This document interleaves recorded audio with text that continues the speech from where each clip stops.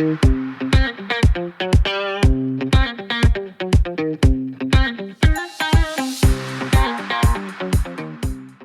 and welcome to another episode of the Rev Rx Podcast, where we discuss how to thrive in faith, family, and health. My name is Chad Potts, and I'm your host. Today's special guest has an incredible story. You see, Logan Hufford was stuck in a place of total darkness and destruction.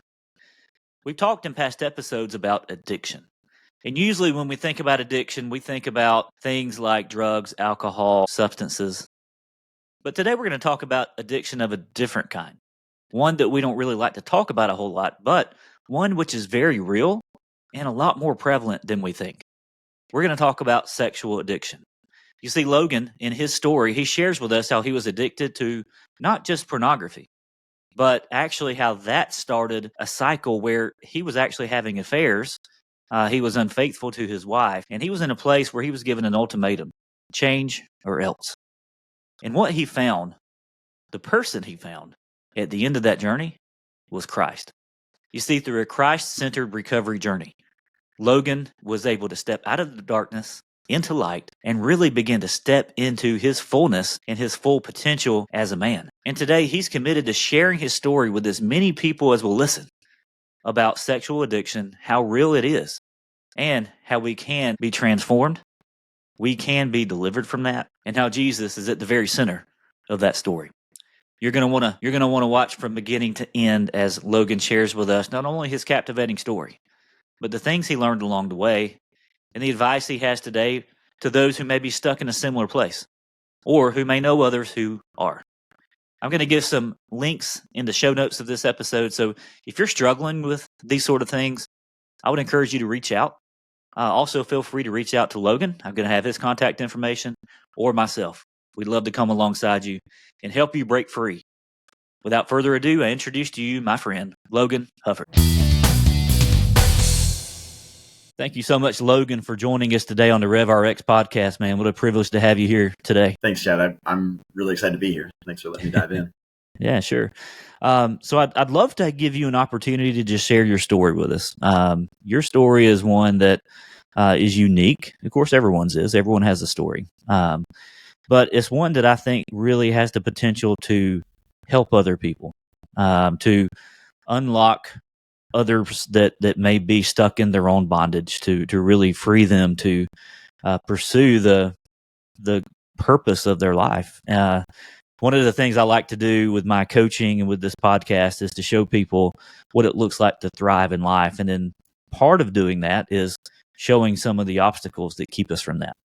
And today we're going to talk about that with your story and kind of what you're doing in the world today to help others. So wherever you want to jump in, man, I'd just love to hear what the Lord's done in your life. Yeah, got married young. I was 20 years old. Had our first kid 11 months later. So me as a 20, 21, 22, me as an early to mid 20s dad, we have 4 kids, and we have 4 kids in 5 years. Dad as a husband, always have believed in God, always have gone to church and have valued Christianity, which might sound like a weird statement, but I'll explain that. Valued Christianity, valued belief in God, valued the Bible. You talked about thriving. Thriving was not even a part of my thinking because I hated my existence. Wow. So there was no part of me that was wondering if I would be able to thrive because that was just so far outside reality. Gotcha. I was a raging sex addict for years. That started with porn. It started with, I call it my introduction to porn. It wasn't what the world would consider porn.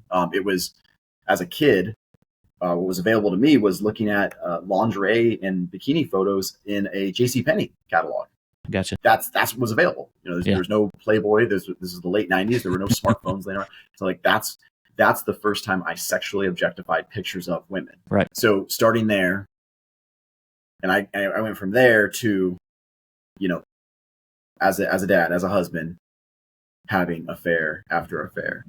Of course, there's a chasm in between that time, Right. And what that was just me starting from porn, training myself to chase after new and different, training myself to chase after the high that came from getting whatever sexual excitement I was chasing after, whether that was porn, whether that was flirting with a woman, getting that text back, getting the attention.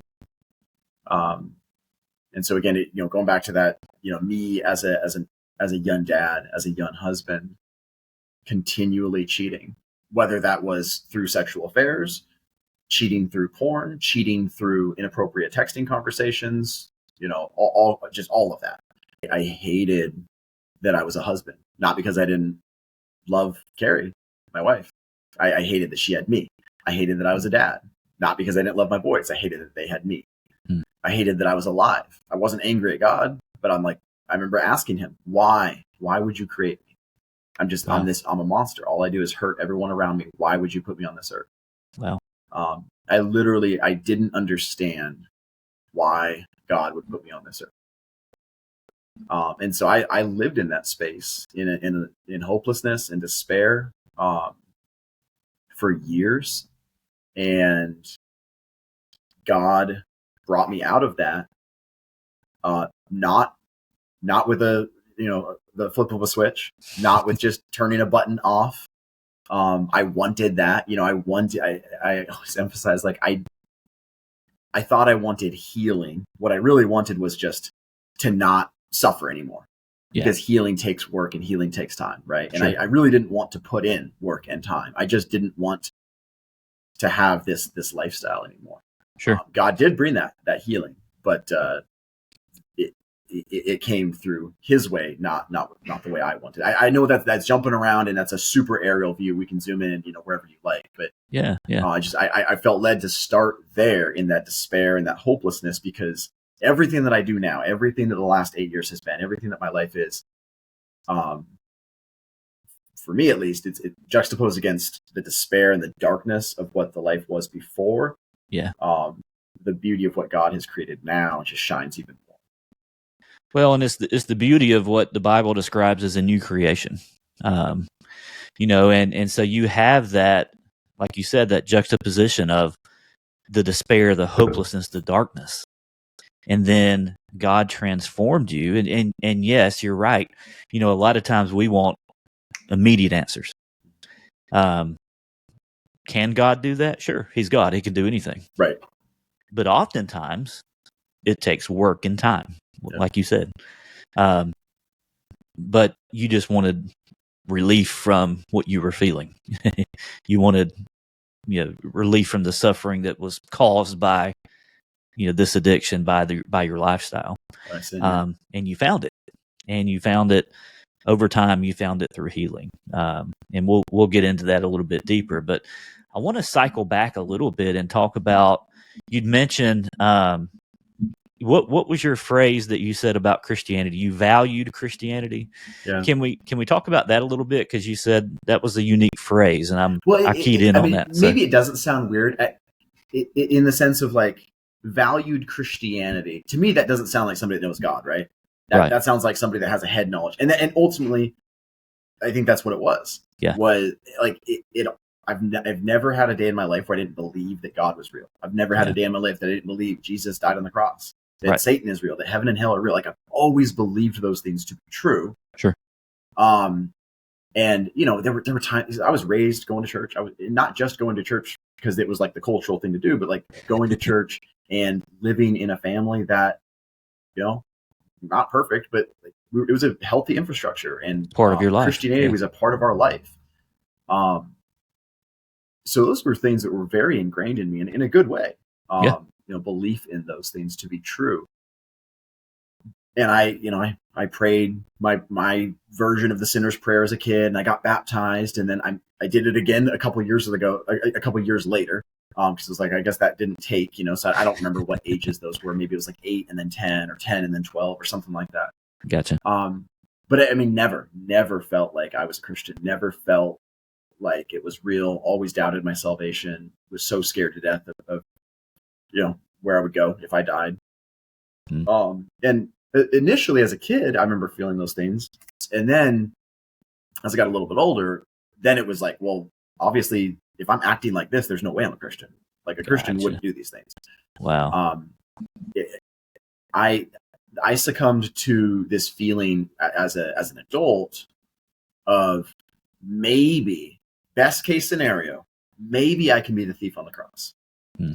Maybe on my deathbed, I can be like, God, I'm really, truly sorry. Please forgive me. And then, I won't have a chance to ever do these things again. So then I'll get to go to heaven. I mean, that was where my thinking was at. Wow. I remember my prodigal son moment, like in terms of like a season of life, because I grew up in a very, very like Christ-centered greenhouse environment. Baby of 5, both parents raised me, all these things. Went down to Houston, Texas from Alaska. Went down to Houston, worked there for a summer, and basically just tried to do all the things that I couldn't do beforehand. So I'm 18 years old down there in this big city, right? I still went to church almost every single Sunday. And I had to work to get there. It was not close. I had to get a ride. I had to arrange these things. And I wasn't doing it to impress anyone because nobody, my family wasn't down there. The people I was working with, they weren't going to church. I did it, honestly, because I felt the darkness of what I was doing, even though I wanted to do it. But I felt dirty. I felt, the conscience aspect of it, conscience. And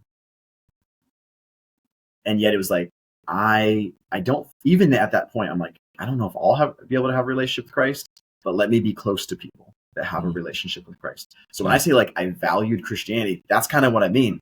Mm-hmm. Like, I don't know if I can have it, but I know it's real. I want to be around people that have it. Yeah, I relate to that so much. And I was thinking that's probably what you meant. A lot of my life, a lot of my adult life, I spent, just kind of going through the motions. I was raised in church, same way. I had certain expectations that I had of what it looked like to be a Christian. And for a lot of my life, that meant going to church. I mean, that was about it. You check the box, you're around those people. And even as I began to make money, all right, I tithe, I'm in good standing. And, it was all very exterior for me. And I like that term, valued Christianity. I valued it. I believed it, but it wasn't real to me. Yeah. It wasn't personal to me at that period of time. And so I get what you're saying for sure. So, you go through this period of time. And one of the things you said is that surely you couldn't be a Christian if you were acting this way. Right. And for you, that led you to think, all right, well, I know I'm not doing right. But I'm just going to go be around those that, maybe it'll rub off on me. Yep. But for some, and I've seen this a lot, it's like, all right, well, I better straighten up. And so they began to jump through these physical outward hoops, and then following Christ becomes something that was never intended to be. It becomes legalism. And so we have to balance that, I think. And, we all deal with that. What does it look like to be a follower of Jesus? And that's interesting that you brought that up.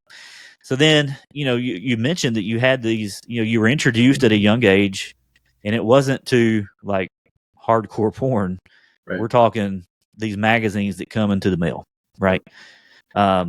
Nowadays, you don't even have to look for it to find it.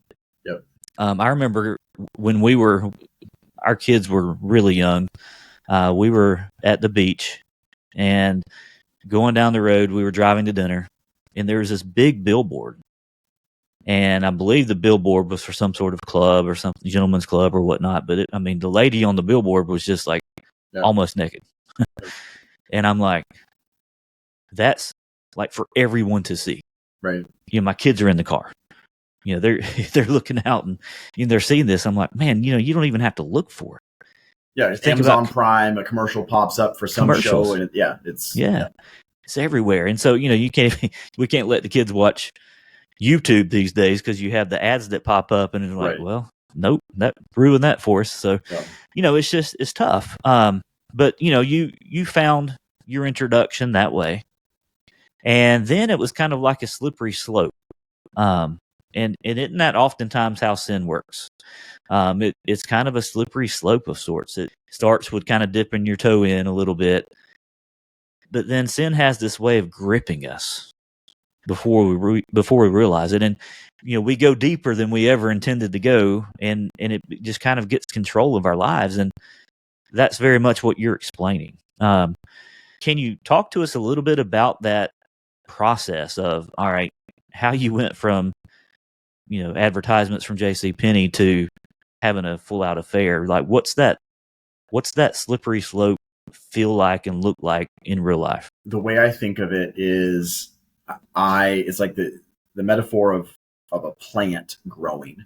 Okay. I had planted seeds for 10 years. I was planting seeds from maybe about 9 years old to my late teen years. But that's when I met my wife Carrie, who would become my wife Carrie. I was planting seeds, chasing after new and different. As it came to porn, that was a seed. Seeking the attention, whatever attention I could get, even if it wasn't necessarily sexual, but just seeking the attention of a girl, that was planting the seed. Objectifying women in general, even if it was only, air quotes, in my head, that's planting the seed. All these things were planting seeds.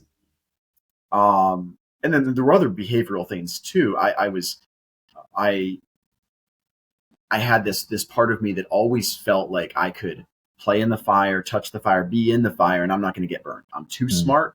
I know how to work the room. I know, I can get out. I can get out before I get burned. So, sure. And that was how I drove my car. That was how I acted in general. I had a huge gambling addiction, like all these things. I know I'm jumping around, but so feeling like I can play with fire, not get burned, that was planting a seed, right? All these seeds were being planted, being watered, but there wasn't necessarily a visible plant growing, let alone fruit growing, right? But these root systems were growing in me.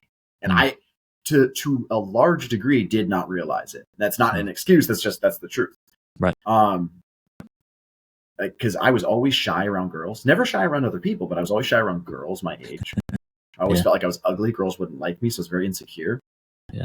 And again, even though I don't view it as a bad thing, but it is what it is. We were pretty sheltered. So, I wasn't going to parties. We weren't having girls come over and hang out at the house, that kind of thing. It was pretty rare. With sports, and then some there were some girls that at our church, that kind of thing. But we lived in an area where there weren't a lot of neighbors. The only neighbors that had kids were a couple of boys. So there just wasn't a lot of opportunities to be around girls my age. Sure. Up until Houston, honestly, it was like that's why that was such a pivotal experience in that way. So all these seeds being planted, but nothing visible to me. And then when I met my wife, Carrie, within a few months, I got into the car business. And I'm not blaming anything on the car business. I took my steps. I made my choices. But it's not a very healthy environment in general. And what happened there was I had been planting these seeds, right? And I'd been grooming, without even realizing it, grooming myself in these ways. And now I'm in an environment where I'm meeting people every day. Every day I'm meeting new people. To a large degree, I'm building relationships with people. And I was good at selling cars, not because I was the smartest person when it came to cars, not because I was the slickest salesman, but I was always good at connecting with people. I was always good at building trust and building rapport. And so now I want attention from girls. That's always been the case. But now I can get attention from a female that is trying to buy a car from me or whatever. Right. I always wanted to objectify women. Well, now there's, I'm seeing different women every day. All these things, new and different. Well, I'm meeting new and different people every single day. Right. And pretty quickly, I realized the highs that I could get from chasing after that with real humans in front of me. And again, it wasn't always the same. Sometimes it would be a physical, sexual connection. And then other times it would be just texting, and it never went beyond there. I would take whatever I could get. I would go fishing and nothing there. Okay, I'm going to move on to somebody else. I'm going to move on to something else. So, I started selling cars August of 2010. We got married June 4th, 2011. when I said I do to Carrie, I'd already cheated on her multiple times. Every time I hated that I did it. Every time I felt terrible about it. But then it happened again. I did it again. Because I was just, my MO had become, I was going to chase after and take whatever I could get. I was a predator. I was an absolute predator. Wow. And I've gotten pushback on that word, and I'm going to use that word because that's what I was. That's how I treated people around me. What can you do for me? And 6 months after I got married, I confessed to Carrie that I had been sexually unfaithful.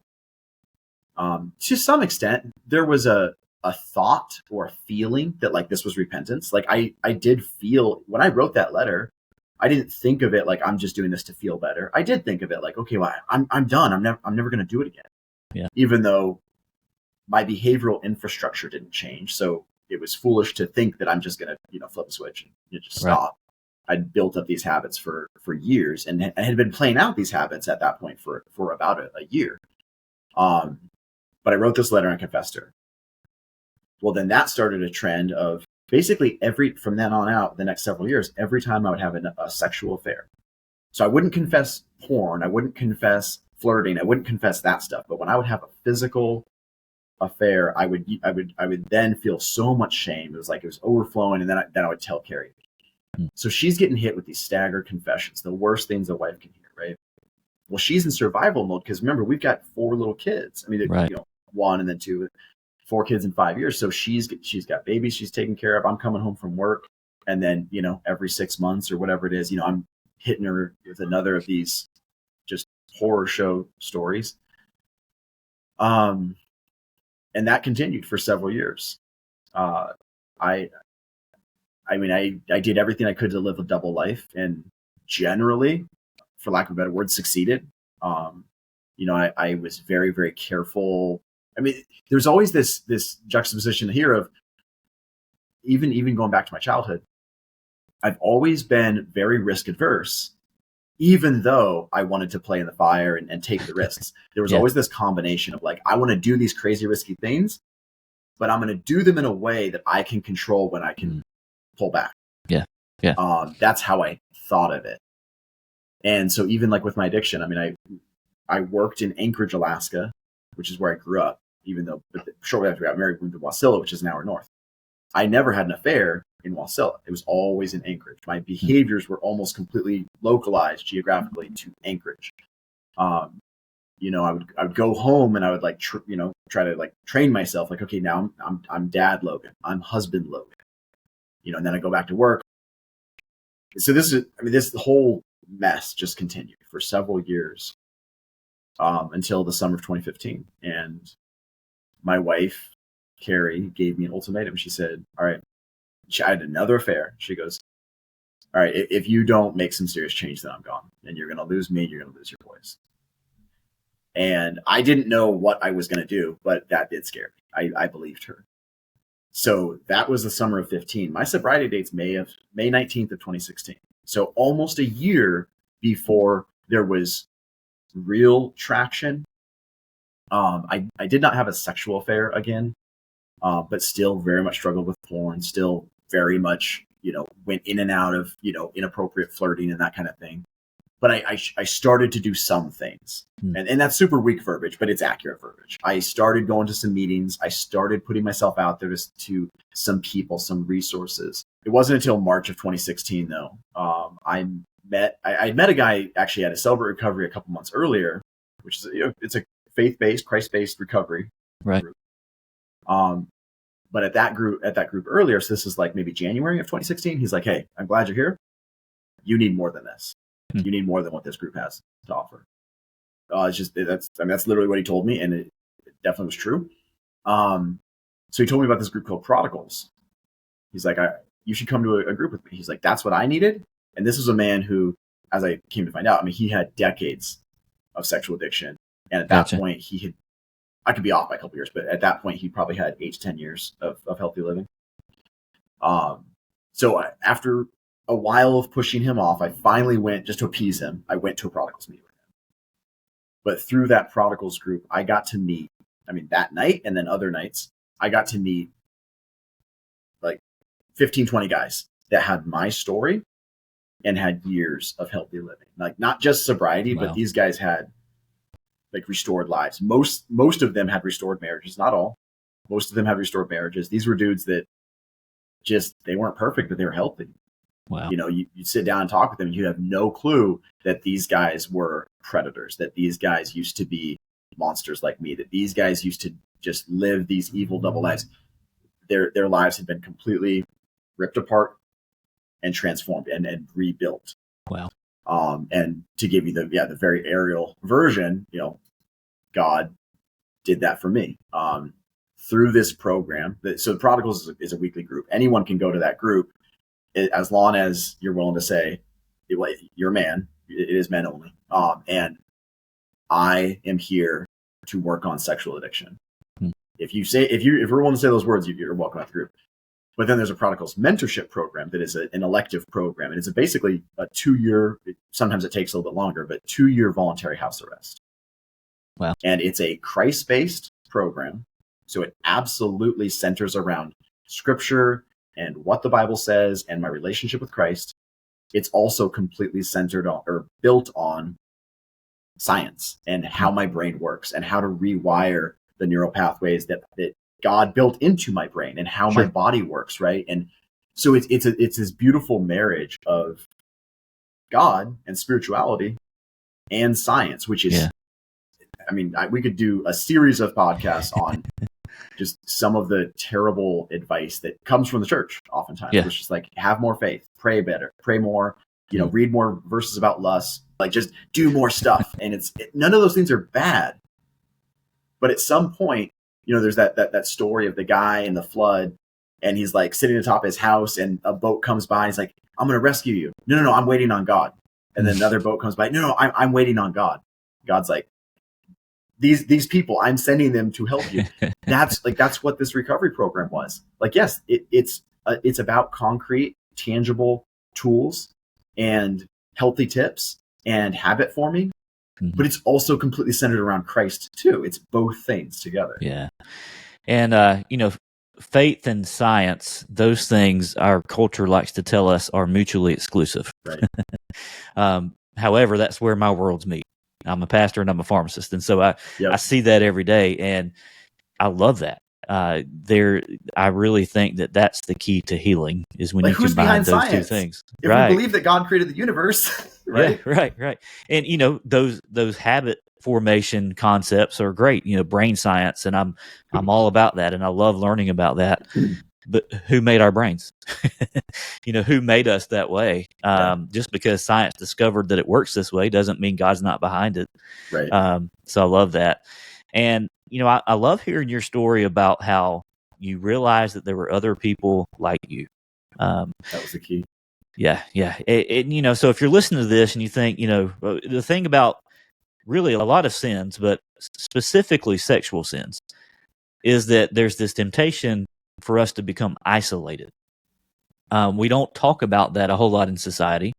There seems to be the stigma that goes along with it, so we don't want to, you know, we don't want to share it. We don't want to talk about it. We don't want to, you know, include ourselves in that group. But, you know, just some quick stats that I've come across: over 40 million Americans regularly visit porn sites. 40 million. That's incredible. 35% of all internet downloads are related to pornography. Over a third. Wow. That's crazy. And then, you know, thinking about, all right, the next generation, thinking about teens and young adults, ages 13 to 24. This came from Covenant Eyes, which is a program, really kind of an accountability program to help people overcome porn addiction, that kind of thing. But one of the stats they said that blew me away was that teens and young adults ages 13 to 24 today feel like not recycling is worse than viewing pornography. Now, I'm not saying don't recycle. Right. But I'm saying in the grand scheme of morality here, which is more harmful, you know, a lot of teens and young adults will say, well, not recycling. So don't be so isolated. Realize that there are people all around who are struggling with this. And there's power in realizing you are not alone. I knew, of course, that, other people looked at porn. I knew that other people had cheated on their wives. I truly didn't know. I did not fathom that it was possible for God to restore my life. It was this disgusting, rotten, dying mess. And honestly, even revive it, which is a heck of a thing to say, but I really didn't think that it was possible, let alone completely create a new creature out of it. And when I say new creature, I'm talking my life, my wife's life, because she got into recovery for her own healing, for sexual betrayal trauma, which is that's a whole other piece to this that's not often known about. And then our marriage and our family. I mean, the 3 different stories that are all, of course, connected, but they're all their own stories. And it's an incredibly beautiful thing that God has done. I didn't think it was possible. I'm reminded that Scripture tells us that He can do more than we ever dream or imagine. So I think, one of the key steps is, realize you're not alone. But another key step is realize, hey, God can use this. God can deliver you. God can revive you. God can restore you. He in anything He does for one of us, He can do to the rest of us. And so, your story is so bright because it shows us what's possible when we let God have His way. So I want to focus a little more on that transformation. Number one, why do you think it's so important that it's Christ based? Because there's all kinds of self-help things out there. Yeah. There are all kinds of neuroscience books out there, but one of the things that really changed things for you was, there's the science aspect, and that's really how our bodies work. But then there's also the faith aspect. So can you walk through that and how that was instrumental, and how, really kind of your relationship with God is what allowed that transformation and that revival and that restoration to happen? Yeah. For whatever reason, I mean, I'll preface this with the obvious disclaimer that, I'm not a theologian. I'm not a Bible scholar. I'm not an expert on God or how God works.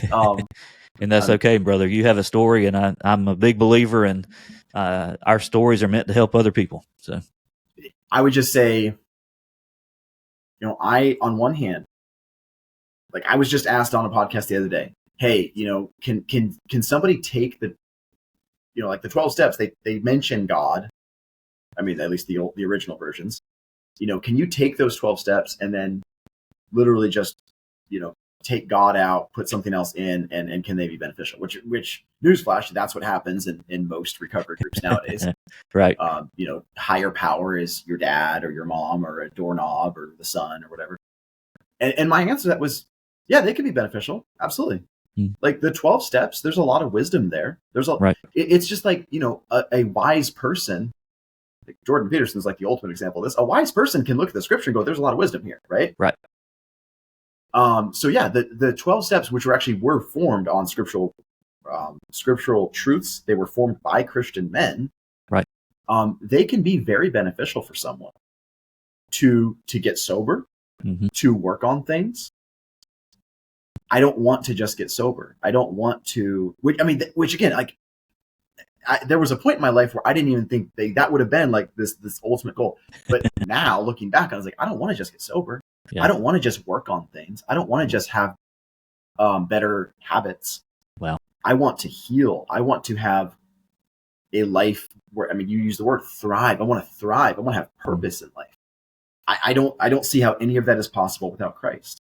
Wow. If I believe that God created the universe and God put me here for a reason, then me doing anything, whether it's being sober or leading a recovery ministry, whatever, me doing any of that and denying the existence of the creator of the universe, it's futile. And it's so limited. So, yeah. This was this is the opposite conversation. At least it started with this other podcast. This is a guy that, doesn't believe in God. Right. And I wasn't there to preach or convince his audience of anything, but I absolutely believe that truth. Yeah. Yeah. And true transformation, true healing is only going to come through a relationship with Christ and through a program that is centered on that relationship with Christ. There's a big difference between behavior modification and thriving. Right. And I think you hit on that, man. That was That was well put. So what advice would you give to somebody who may be listening to this and finding themselves, all right, I'm struggling with this, I'm looking at porn, or I'm playing around with having an affair, or I'm having an affair, whatever the case may be. I think I may be addicted to sex, addicted to porn. I feel like I can control it, and then I can't.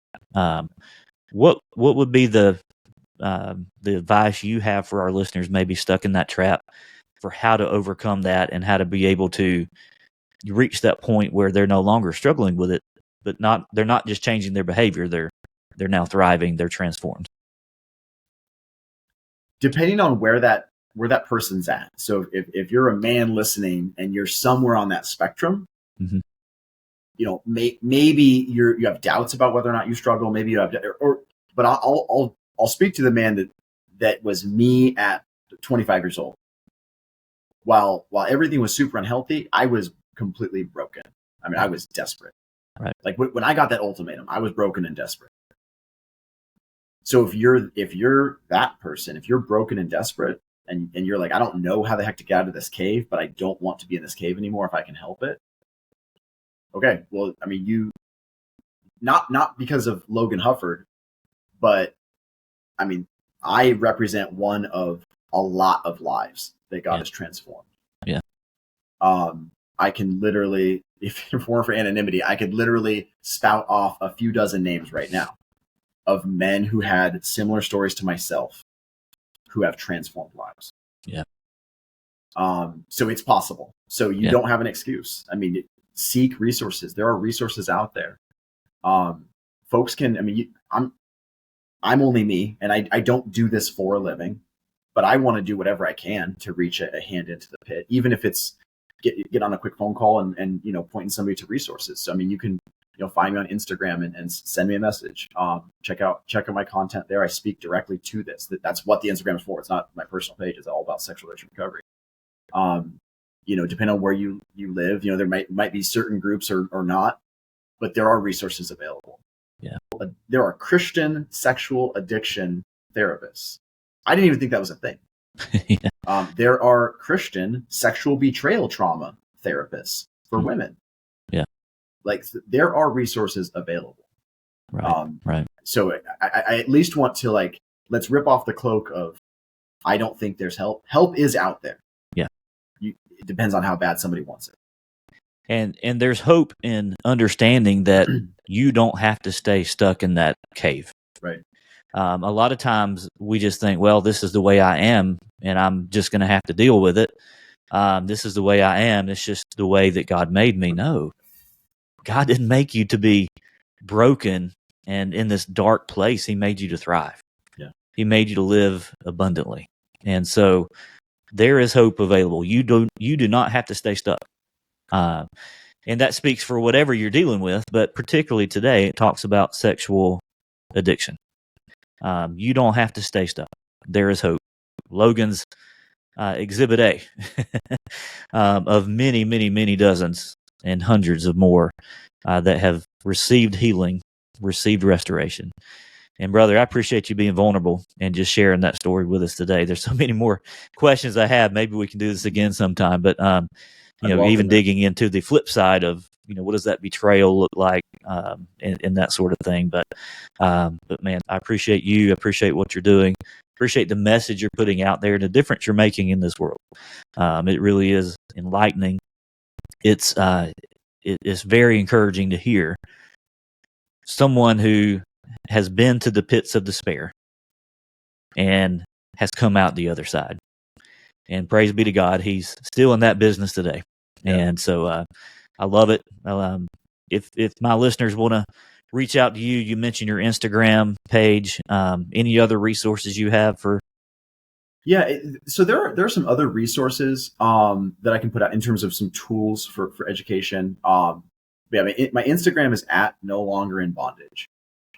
There's periods in between the words, no longer in bondage. Of course, Logan Hufford, got my name.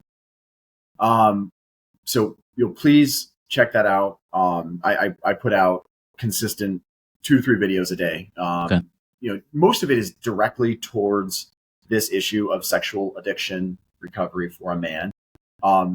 some of it might touch on sexual betrayal, and then also, if you're someone who maybe you don't struggle, but you would like to understand this better, a lot of my videos touch on that too, because you might be a pastor, you might be a dad, you might be a wife, you might be a sister-in-law of some. I promise you, every single person listening, you have people in your circle that struggle with this, even if you are not. You're blessed to not struggle with it. So, but I truly would just say, because I'm doing this to try to give hope. Check that out. I think you'll benefit from it if you want to understand this better. But I mean, also, if you have a question, shoot me a message on Instagram or comment on a video, and we can talk about it. If you have a question about something, if you want to jump on a phone call and talk about something, get pointed in the right direction, please do so. Just reach out. That's quite generous of you. Thank you, brother. And I'll put the links to all those things in the show notes as well. But sounds good. Thank you, my friend. I appreciate the work you're doing in this world. I appreciate the light that you're sharing to help people come out of the darkness. And man, what a pleasure this has been. Appreciate the conversation, man. Thank you, Chad. Thank you for listening to the Rev Rx Podcast. We hope you enjoyed what you heard today, and if so, we'd love it if you would hit that subscribe button so that you'll never miss a new episode from us. Also, feel free to leave us reviews and comments, as we'd love to hear from you. Be blessed and be the very best you.